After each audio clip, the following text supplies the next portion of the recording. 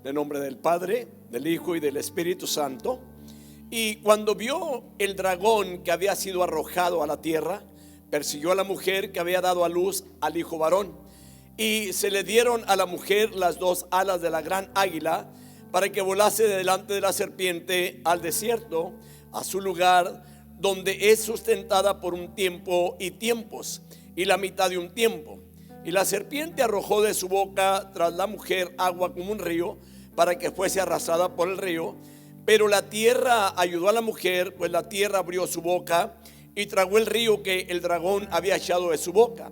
Entonces el dragón se llenó de ira contra la mujer y se fue a hacer guerra contra el resto de la descendencia de ella, los que guardan los mandamientos de Dios y tienen el testimonio de Jesucristo. Oramos. Padre, gracias esta mañana por tu palabra, Señor, que nos permite venir a escucharla.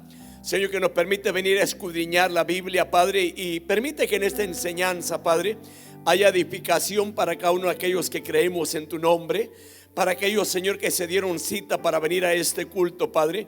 Señor, y te ruego en esta mañana que tú seas poniendo sabiduría en nuestras vidas a través de la palabra, que tú uses a mi hermano Damián, Señor, y que la enseñanza, Señor, no quede únicamente ahí en los oídos, Padre, sino que caiga al corazón, Padre mío, y que pongamos por obra tu palabra, Señor. Te rogamos pues, Señor, la dirección de tu Espíritu Santo, Señor, en cada área que se estará enseñando aquí en Casa Oración, Padre.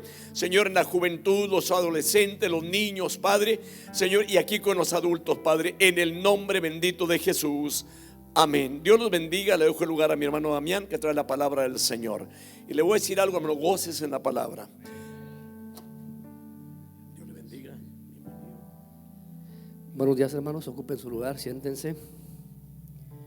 Y vamos a continuar con esa última parte del versículo 12. Creo que de todo el versículo 12 pudiéramos tomar un tema principal, ¿verdad? Y llamarlo la guerra de las edades. Y en esta tercera parte de este pasaje pudiéramos llamarlo el dragón persigue a la mujer. Es lo que hemos venido hablando en todo el capítulo 12, ¿verdad?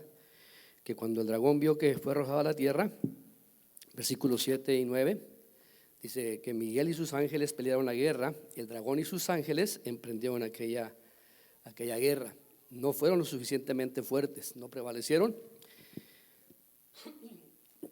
Por consiguiente, dice que ya no se encontraba lugar en el cielo para ellos. Fue derribado, fue arrojado a la tierra. Y al final del versículo 9 dice: y sus ángeles fueron arrojados con él. Recuerden que arrastró una tercera parte de los ángeles, o sea, una multitud, una millonada de ángeles. Y por supuesto, o sea, bajaron a la tierra, expulsado, arrojado a la tierra.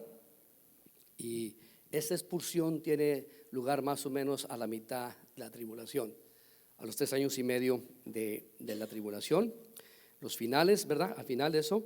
Y es cuando Satanás lanza su más feroz persecución sobre todo aquel que niega a llevar el número o la marca de la bestia sobre su frente o sobre su mano derecha. Entonces Satanás finalmente se concentra en Israel y de paso en todo aquel que está aceptando a Cristo en ese periodo de tiempo. Entonces vamos a ver aquí la causa de la persecución.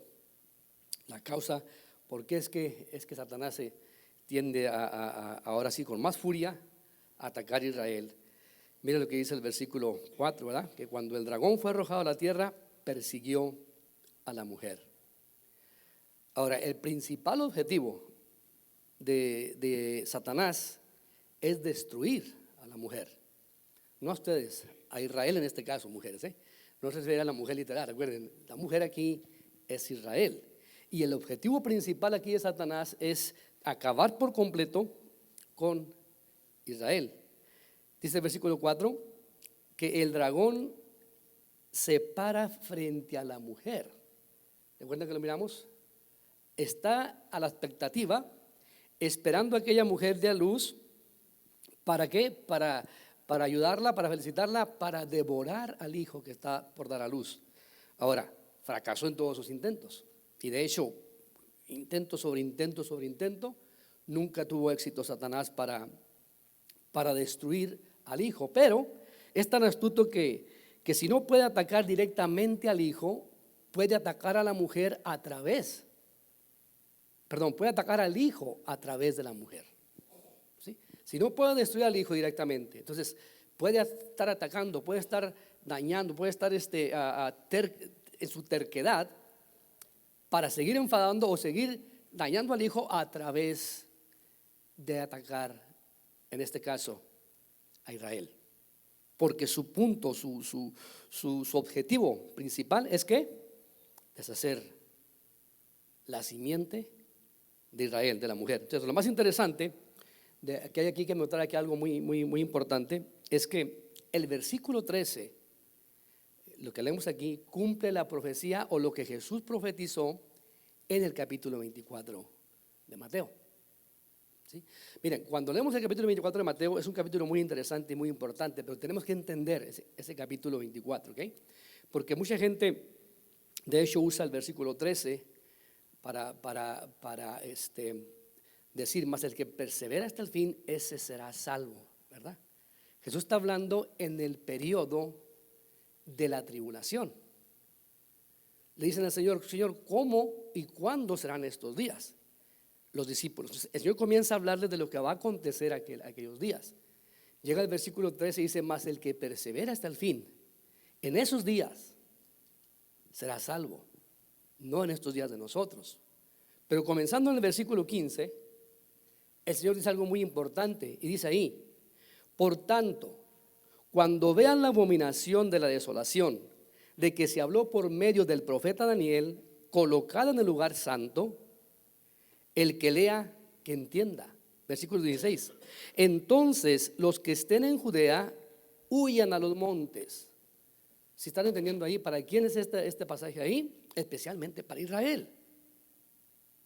Recuerden, hermanos, la iglesia no estará presente durante la gran tribulación en la tierra, estará presente en el cielo. ¿Sí? Porque si este texto aplicara hoy en día para la iglesia, entonces todos tendremos que irnos a Israel para huir a los montes. No, nosotros estamos acá en Estados Unidos de América, ahorita, ¿verdad? Entonces dice, los que estén, el que esté en la azotea no baje a sacar las cosas de su casa. Versículo 17, voy al 18. Y el que esté en el campo no vuelva atrás a tomar su capa. Pero hay de las que están encinta y de las que están criando en aquellos días. Orad para que vuestra huida no suceda en invierno, ni en el día de reposo. Porque habrá entonces una gran tribulación, tal como no ha acontecido desde el principio del mundo hasta ahora, ni acontecerá jamás. Y si aquellos días no fueren acortados, nadie se salvaría, pero por causa de los escogidos, aquellos días serán acortados. Entonces, si algunos dice, mirad, aquí está el Cristo, o allí está, no le creáis, porque se levantarán falsos cristos y falsos profetas, y mostrarán grandes señales y prodigios, para así engañar, de ser posible, aún a los escogidos. ¿Ves que os lo he dicho de antemano? Por tanto, si os dicen, mirad, Él está en el desierto, no vayáis. O mirad, Él está en las habitaciones interiores, no lo creáis. Porque así como el relámpago sale del oriente y se resplandece hasta el occidente, así será la venida del Hijo del Hombre. Donde está el cadáver, ahí se juntarán los buitres. Ahora, esto que Jesús habló, ¿sí? El versículo 13 que estamos leyendo ahorita cumple esa profecía de Jesús. Es el periodo en el que peor se va a poner para el pueblo de Israel. De Satanás ya se ha arrojado el dragón, y ahora su punto principal, su meta principal es deshacer completamente a la mujer.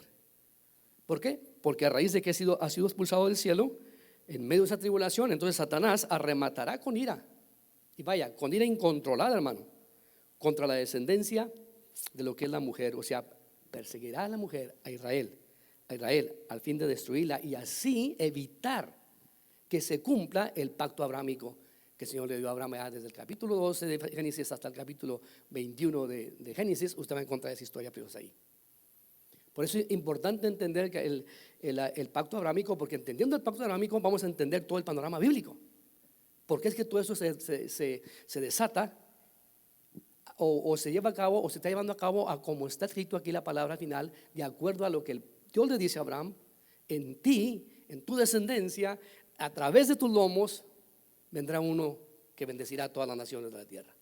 Entonces él al pararse y deshacer esto, dice, deshago el pacto de abrámico, y se acaba el propósito por el que Dios iba a tener un reino, y no hay más reino para Israel. Entonces toda su furia, toda su ira, ahora en la tierra, para destruir la simiente. Note el versículo 13. Cuando el dragón vio que había sido arrojado de la tierra, persiguió a la mujer que había dado a luz a un hijo. Ahora está terco contra esta mujer, ¿verdad? No sabe con quién se pone Satanás. Ahora, el verbo griego aquí para la palabra perseguir es un verbo muy interesante porque abarca más que simplemente perseguir a alguien. Significa cacería, cazar, y no, cacería no de matrimonio, sino cazar para matar, ¿sí? Cacería. Y la idea que implica aquí son fuerzas hostiles, fuerzas más que simplemente una cacería de los que vamos a cazar venado. No, estas son fuerzas sumamente mucho más poderosas que cualquier ser humano pueda tener. Y a través de cómo lo va a hacer este Satanás astuto, va a usar la misma gente, claro, pero más que todos sus mismos demonios envueltos en ese evento de cacería contra lo que es la mujer, o sea, Israel. Y el verbo, o el uso habitual del verbo para esta parte, perseguir, habla o implica la idea de fuerzas sobrenaturales para así deshacer a la mujer. Ahora, hablaremos de esto más en el capítulo 13, pero solamente un comentario rapidito. El versículo 4, por ejemplo, del capítulo 13, dice que el dragón trabaja su agenda a través de la bestia. ¿Recuerdan? A través de la bestia y a través del falso profeta va a ir moviendo esa agenda para acorralar a Israel. Luego el versículo 7 del capítulo 13 dice que él hace guerra contra los santos. Y note, dice que puede vencerlos. Puede obtener autoridad sobre cada tribu, pueblo, lengua y nación. Fuerzas hostiles, eso significa el verbo, ¿sí? Perseguir. O sea, puede obtener control, autoridad sobre cada tribu, sobre cada pueblo, lengua y nación. Y repito, veremos más de esto en el capítulo 13 cuando avancemos más allá.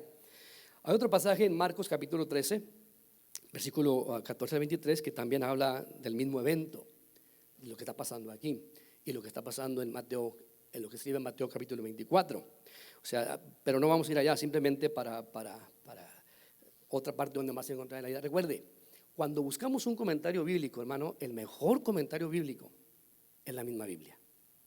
No se lo olvide, ¿sí? El mejor comentario bíblico va a ser la misma Biblia para ayudarnos a interpretar lo que ella misma está diciendo.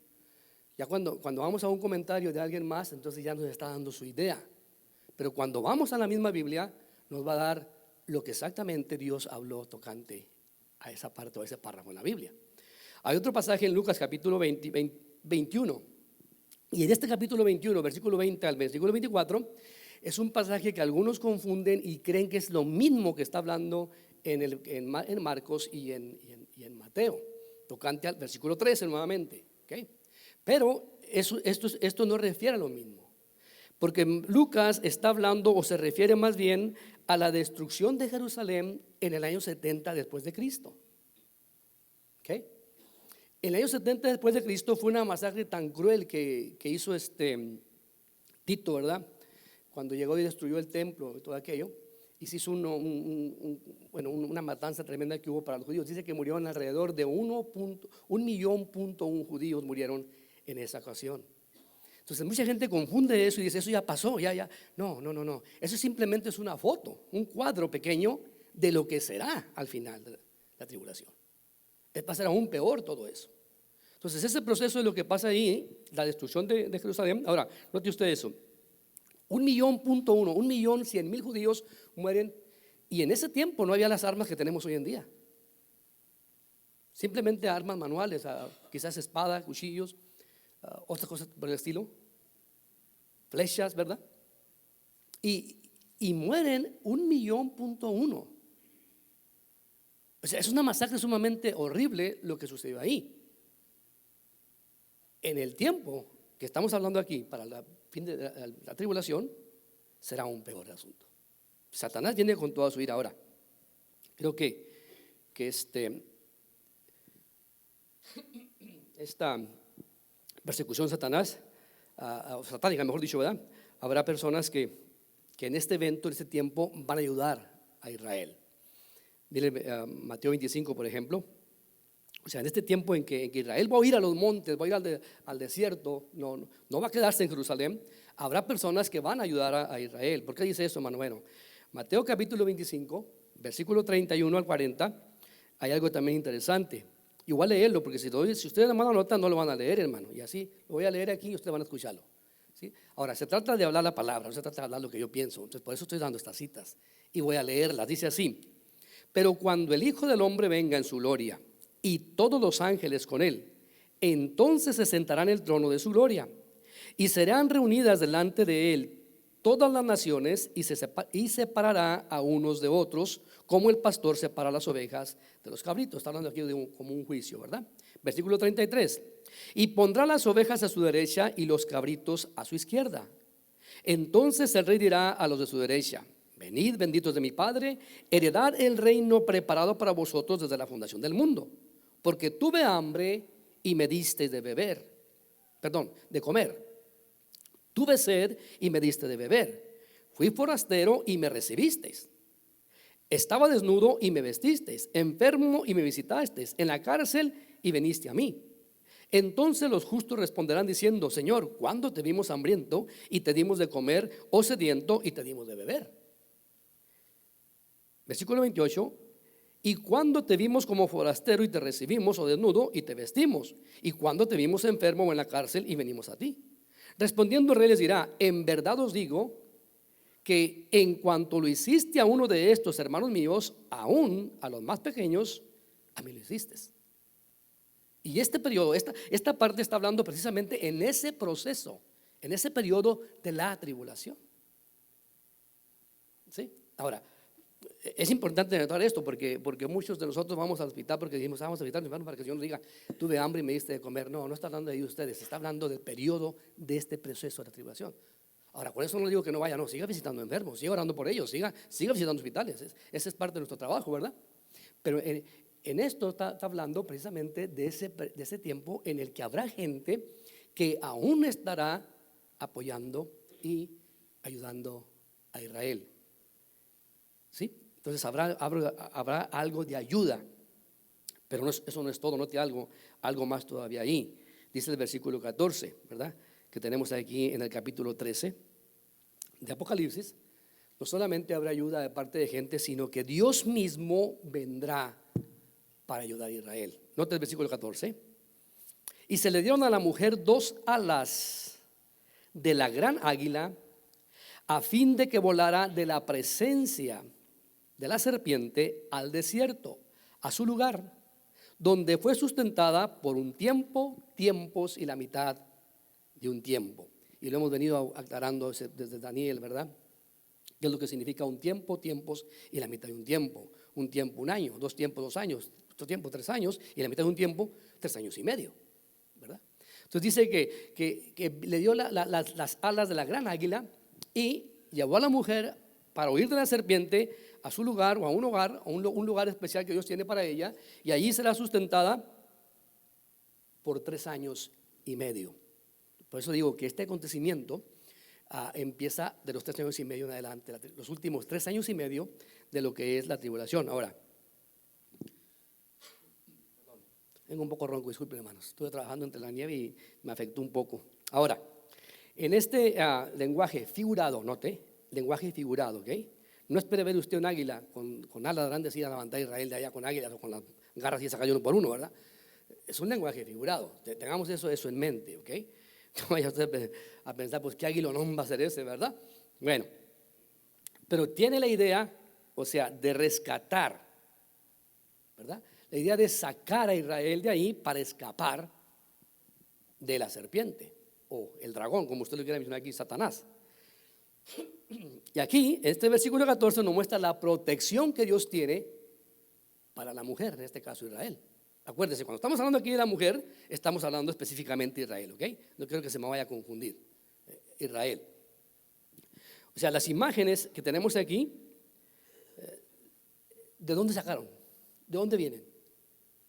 O hermano Damián, usted acaba de decir que no espere ver un águila, ¿ok? Dígame usted por qué no espero ver un águila literal. ¿Esa es su propia idea o de dónde viene eso? Bueno, vaya a Éxodo capítulo 19. O sea, para mirar de dónde vienen o de dónde salen estas imágenes de esta águila. Éxodo capítulo 19, versículo 4, dice: vosotros habéis visto lo que he hecho a los egipcios y cómo os he tomado sobre alas de águilas y os he traído a mí. La pregunta es: ¿usó el Señor águilas para sacar a Israel de Egipto? ¿Verdad que no? Entonces, es un lenguaje figurado, ¿ok? Entendemos esto y cómo es que Dios va a traer todo aquello. Entonces, Él está hablando aquí en Éxodo capítulo 19 de Moisés. Y las alas de águila se convierten en una metáfora. O sea, es Dios liberando a su pueblo, permitiéndoles escapar ¿de qué? De Egipto y una fuerza perseguidora o oprimidora sobre Egipto. En el caso de Israel es una fuerza asesina.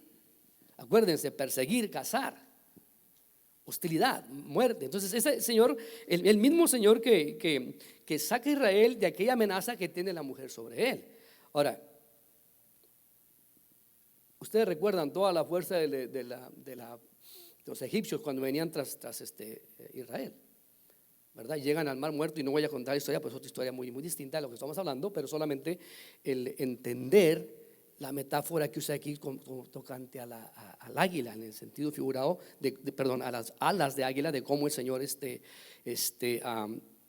rescató a Israel de Egipto contra aquel ejército muy poderoso. Ahora, de la misma forma, Dios va a recoger a Israel y lo va a sacar de la misma forma que lo sacó acá de Egipto, lo va a sacar en el periodo de tribulación de este ataque satánico que viene contra él.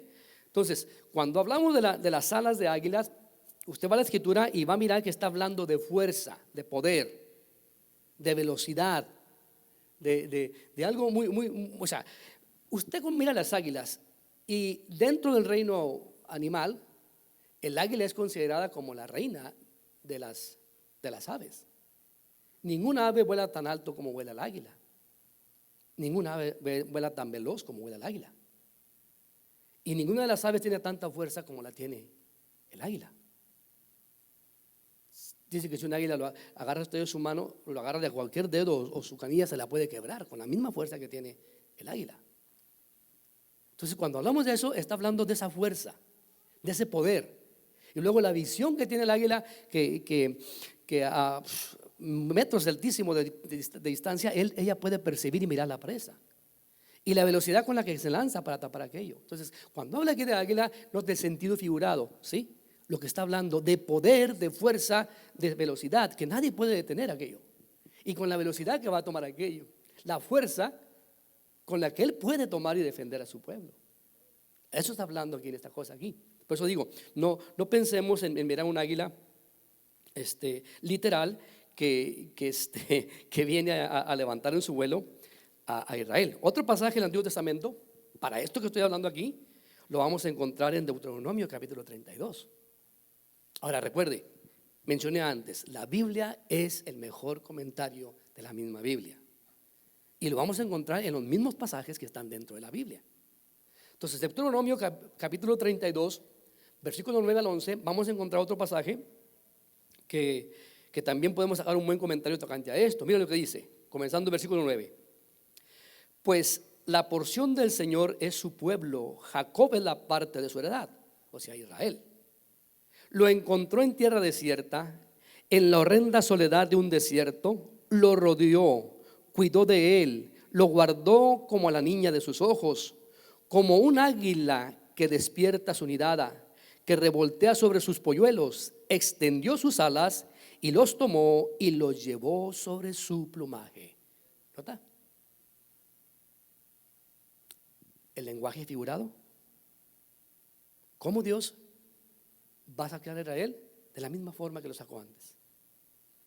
O sea, otra vez aquí esta magnífica imagen de un águila y involucrada en la protección y el cuidado del pueblo de Israel. ¿Sí? Ahora, todos nosotros hemos leído, me imagino, quiero pensar que lo ha leído, el Salmo 91. ¿Qué dice el Salmo 91? ¿No se lo han leído, hermanos? El que habita al abrigo del Altísimo morará, ¿qué? Bajo la sombra del Omnipotente. Diré yo al Señor, refugio mío, fortaleza mía, mi Dios en quien confío, porque Él te librará del lazo del cazador y de la pestilencia mortal. Con sus plumas te cubre. ¿Y lo que dice? Y debajo de sus alas, ¿qué? Estarás seguro. ¿No está la protección divina de Dios? O sea, cuando hablamos de águila, alas de águila, hablamos de poder, hablamos de fuerza, hablamos de seguridad, ¿sí? Que Dios tiene para su pueblo. Entonces, y sigue diciendo ahí, bajo sus alas haya refugio, escudo y baluarte es su fidelidad. ¿Notan? O sea, el gran cuidado protector de Dios, o que Dios da, y una sensación de seguridad, porque el mismo Dios que puede cubrirnos con sus alas, puede ponernos en sus alas y llevarnos a un lugar seguro. Entonces el águila, repito, conocida como la reina de las aves, se caracteriza, repito, su fortaleza, su agudeza, su visión, su rapidez. Un animal muy excepcional, ¿verdad? Entonces, en el sentido figurado o en el lenguaje figurado, es lo que Dios usará para proteger a su pueblo Israel y de esa forma sacarlo del escape de las garras de la serpiente o el dragón. Entonces hay otra parte en Isaías tocante a esto que también refiere y habla algo del águila. Isaías capítulo 40 versículo 31. Y mire, el profeta también hace referencia a esto. Dice ahí el versículo 31: pero los que esperan en el Señor, ¿qué dice? Se van a marchitar, se van a morir esperando. ¿No, verdad? Una palabra dice: pero los que esperan en el Señor renovarán sus fuerzas, se remontarán con alas como las águilas. Note, simil, como las águilas. No que va a ser un águila, como las águilas, ¿sí? Correrán y no se cansarán, caminarán y no se fatigarán. Fortaleza, ¿sí? Ahora, la pregunta ahora que vamos a discutir es esta. Entonces, ¿qué significa pues esa águila en la que Dios, o esas alas de águilas con las que Dios va a sacar a Israel? ¿Cómo va a ser? Bueno, no lo sé, solamente le di esto para que tengamos una mejor idea. No sé, quizás un avión, no lo sé, el Señor me lo sabe. Quizás una nube, no lo sé, el Señor lo sabe. No sé, yo solamente quise darle esos pasajes para que entendamos cómo es que Dios ha protegido a su pueblo y cómo es que lo protegerá en este entonces cuando esto o sea, ¿qué tipo de transporte será? ¿Aéreo? No lo sé. ¿Significa que Él los llevará a todos al desierto? No lo sé, solamente estoy leyendo lo que la Escritura dice y dando agarrar una idea mejor de lo que la Escritura está hablando. ¿Es un pájaro real? Bueno, no lo es. Ya hablamos que no es un pájaro real. El lenguaje, repito, es figurado, es muy pintoresco, ¿verdad? Podemos decirlo. Pero no es un pájaro literal. ¿De acuerdo? No es un pájaro literal. De alguna manera, Dios no solo provee de la ayuda, el cuidado, la comprensión y la fe que proviene de las naciones gentiles, sino que también provee de una forma maravillosa y divina para intervenir. Dice el versículo 14: y le dio a la mujer las dos alas de la gran águila, a fin de que volara de la presencia de la serpiente al desierto, a su lugar. Interesante, ¿verdad? Si usted recuerda el versículo 6, dice que la mujer huyó al desierto, ¿recuerdan? Ahora, ¿Por qué huye al desierto? Bueno, porque Satanás viene o la está persiguiendo. Y ella huye al desierto y dice ahí, donde tenía un lugar preparado por Dios. Y iba a estar ahí por 1260 días. Esa es la última mitad, repito, de la tribulación. O sea, los judíos comenzarán a huir, corren hacia el desierto, son ayudados durante ese periodo de 3 años y medio, y a veces por los gentiles, pero también viene Dios en su mismo rescate a través de esas alas de águila. Ahora, ¿dónde está ese lugar donde va a estar Israel escondido? Esa es una pregunta muy interesante, ¿verdad? En el desierto. ¿En qué parte del desierto? Cómo somos curiosos, ¿verdad, hermanos? ¿Para qué quieres saber? ¿Para ir para allá, hermano? Bueno, la verdad quiero decirle que yo no sé dónde está. Solo Dios sabe dónde está. Y además si le digo, vas a ver el diablo. No se crea, no. Que sepa, ¿verdad? No lo sé, solamente dice que Dios tiene un lugar y en el desierto. La verdad no sabemos con certeza. Hay algunas comentaristas o gente que dice que posiblemente sea una ciudad hecha de piedra que está por allá en Jordania. Pero hay una parte o un comentario también bueno aquí que nos da Daniel. Y interesante notarlo, el capítulo 11, versículo 41, hablando sobre el momento de la gran guerra final durante la tribulación. Dice esto: también entrará a la tierra hermosa. La tierra hermosa aquí es Israel, hablando de este personaje feroz, el anticristo. Luego dice: y muchos países caerán, mas estos serán librados de su mano. ¿Quiénes? Edom, Moab y lo más selecto de los hijos de Amón. Ahora, ¿por qué Dios guardará a Edom, a Moab y a Amón? Esos países son los nombres que tenían en el antiguo mundo, el Antiguo Testamento. Al presente hoy en día es Jordania, todo el desierto de Jordania al presente. Todos estos están realmente, repito, en todo el valle ese de Jordania, y todo esto es desierto.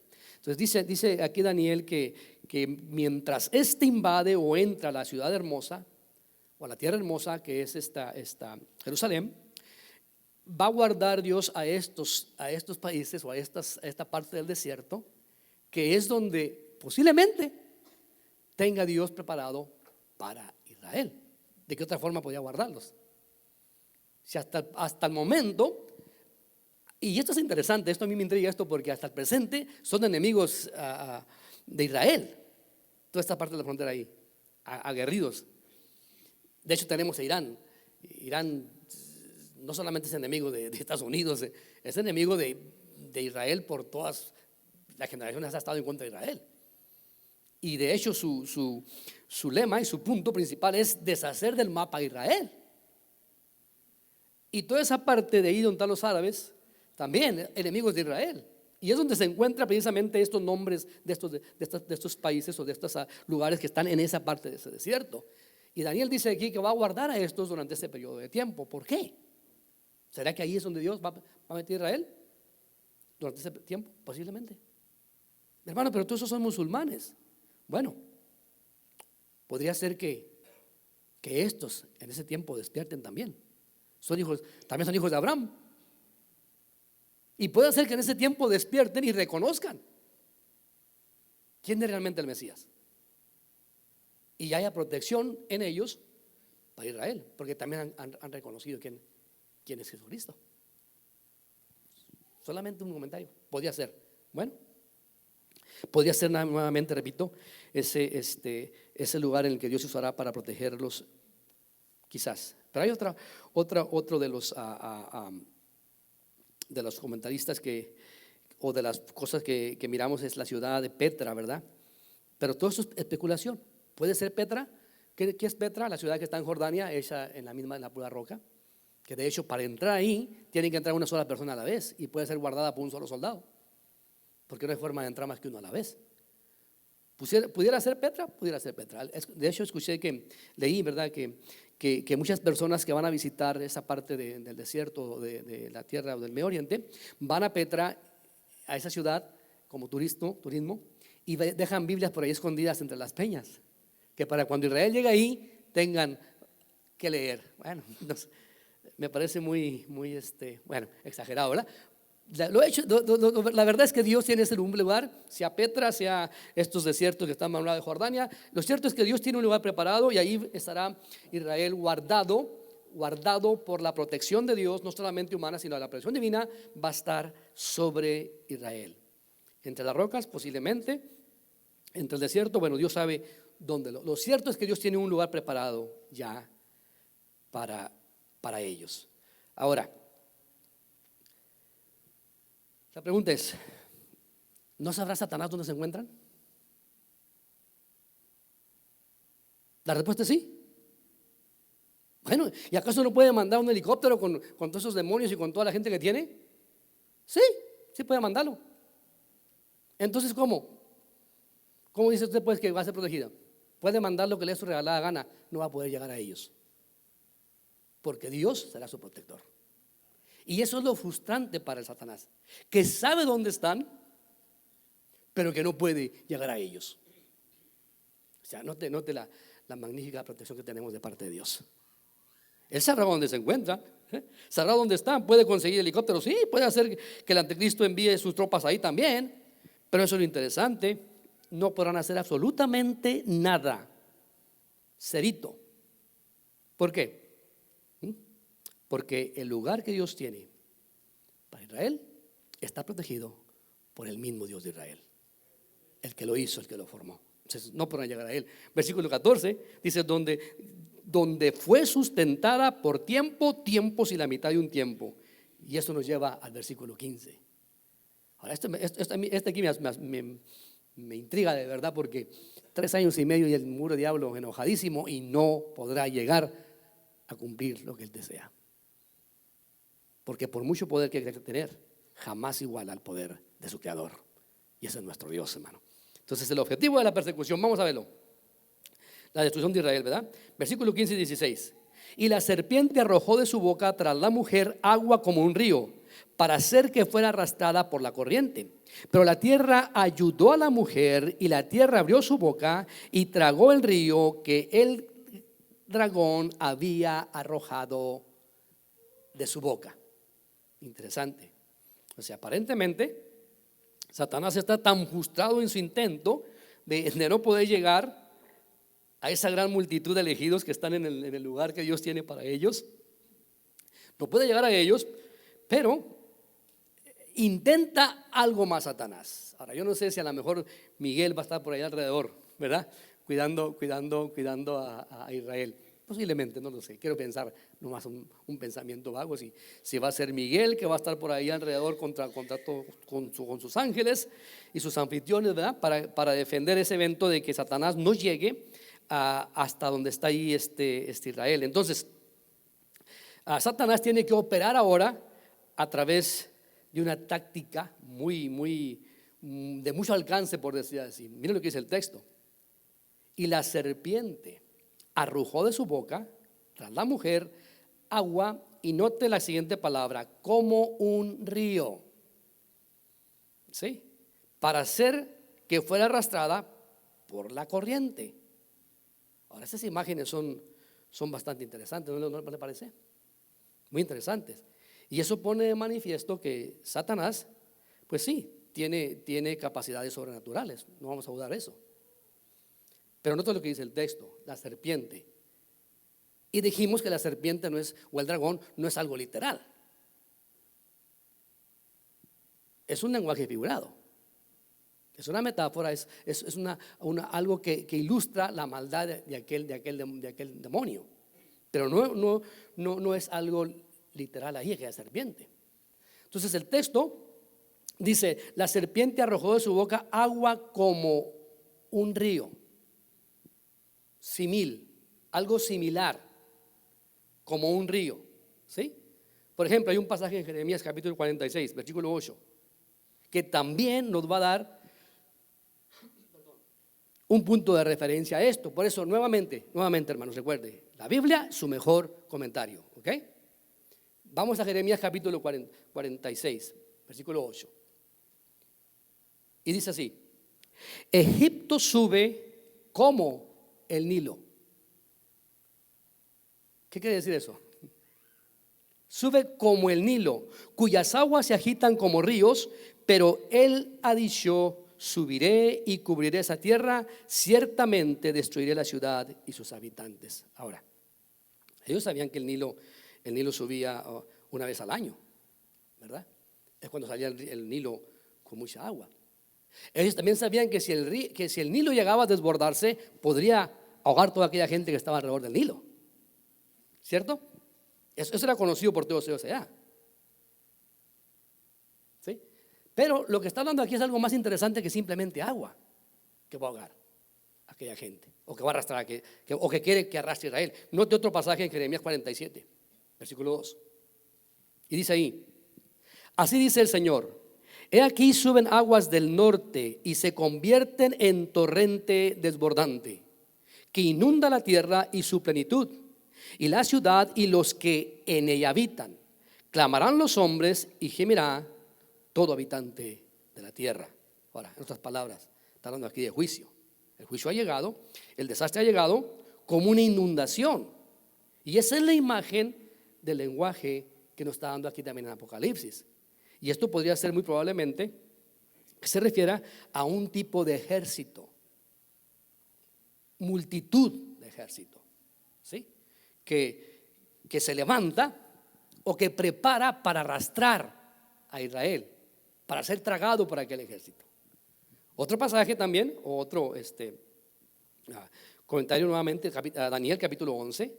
Yo sé que estoy saltando para acá y para allá y a lo mejor ya tengo borracho para acá, pero qué bueno, porque estos son pasajes que usted tiene que entender y aprendamos cómo es que la Biblia hace referencia a estas cosas de esa manera, ¿verdad? Daniel capítulo 11, 11, versículo 10. Mira lo que dice: pero sus hijos se movilizarán y reunirán una gran multitud de grandes ejércitos, y uno de ellos seguirá avanzando e inundará. ¿Nota eso?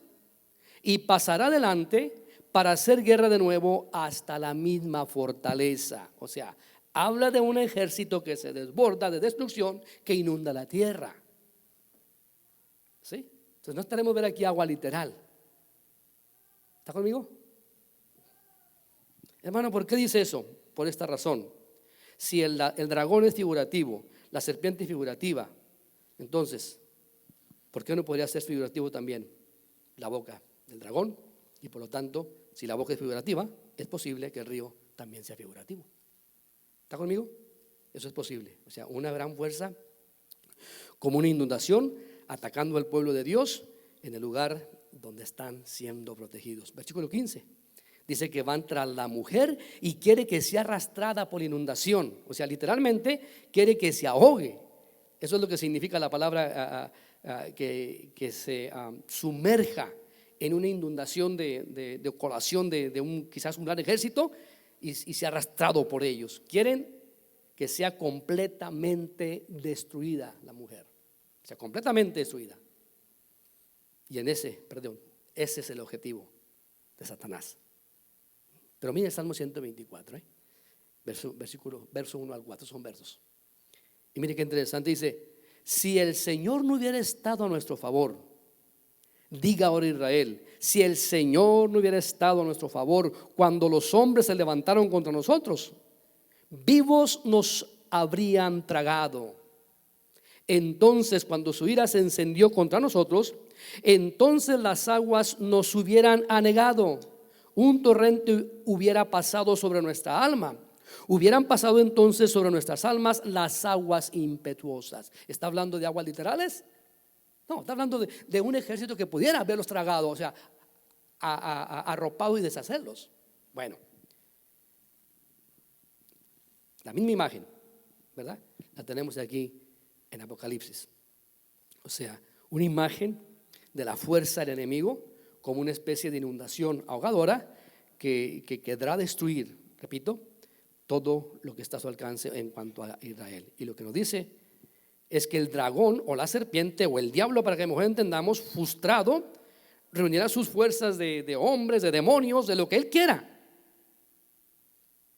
para tratar de tragar, desaparecer a Israel, pero bendita sea la protección de Dios, que no llegará a Israel. Dios lo guardará.